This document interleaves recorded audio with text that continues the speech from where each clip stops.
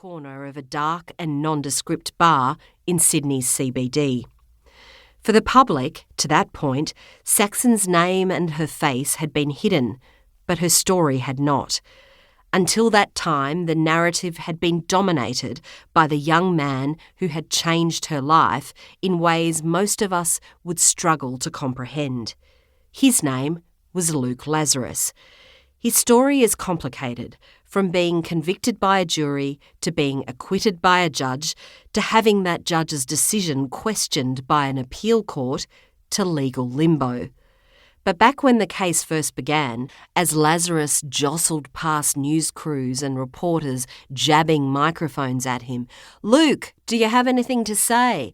the indeterminate spectre of Saxon floated, faceless and nameless, above the chases to the car, the camera flashes, the bold-type tabloid headlines. "Sydney man jailed for rape of 18-year-old girl in an alleyway behind his father's nightclub. Alleged rapist kept trophy list of women. Rapist says his life was destroyed by conviction after alleyway assault." The only picture I had seen of Saxon before I met her that May afternoon was one which, at that time, like her name, could not be published. In it, her blonde hair was straightened. She was dressed in a strappy crop top to go clubbing, her head thrown back in a wide smile. That was Saxon's Facebook photo. As with so many of these things, the profile photo was not really the girl. The person sitting across from me on a dark bentwood chair was a modestly dressed paralegal. She'd come from a coastal town to work with her big sister in the litigation department of a large city law firm. She was unfailingly polite. Saxon Mullins had luminous pale skin, unruly dark blonde curls, framing a still babyish face, brown eyes that crinkled up at the edges when she broke into a slightly lopsided smile. Her initially shy, at times halting demeanour belied a kooky sense of humour and a courage in her convictions. Tattooed on her wrist was an hourglass, and on the back of her neck, "Life goes on." She sometimes signed her text messages with a saxophone emoji. Saxon could have been anyone's kid sister, any girl's best friend. To be frank, as a journalist, when you meet someone like Saxon, you wonder, where's the catch? Because she seems, as a protagonist, too good to be true. But Saxon was that good, and she was that true. Not because she was perfect, because she was normal. To think of her on her hands and knees in gravel in a dark alleyway out the back of a stupid nightclub, anally penetrated as her first sexual experience.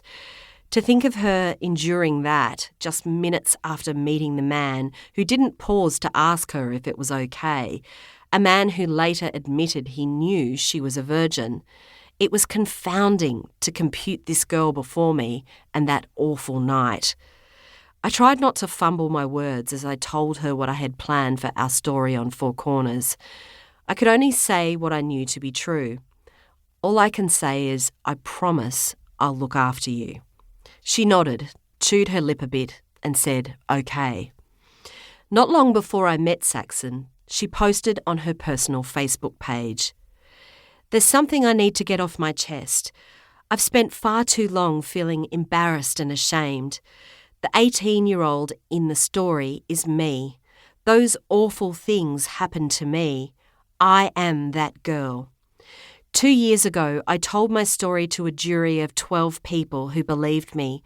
But for legal reasons I don't really understand, some judges decided I had to go through it all again. So, back I came to relive everything that happened to me that night. This time, another judge, sitting without a jury, wasn't convinced by what I said. The person found guilty by a jury has been found not guilty by a judge. His criminal conviction is erased. He is free to move on with his life. I feel let down and confused.